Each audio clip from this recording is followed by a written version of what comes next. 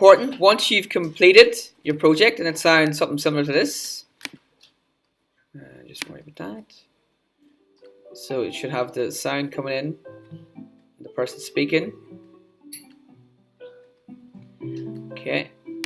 Once you're finished with it, this is very important. There's two things you have to do. Save it. So File, Save As.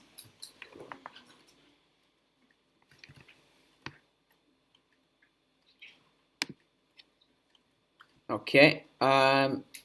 So you can give it a sensible name. So My Sound. Okay.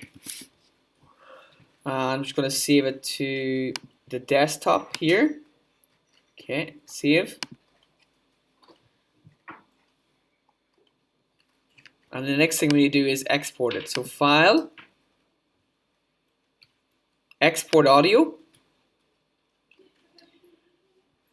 And it's just going to have it as a WAV down here, WAV. Save. Press OK. It'll ask you for artist name, title. You just put your name in there. And you don't have to worry about the rest of it. And you just click OK.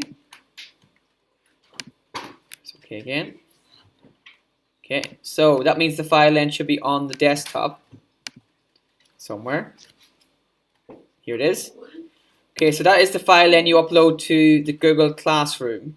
So you go to your 8. You open the assignment here, and then you attach that file. Okay, so that's the file's called there. Okay, try that and see.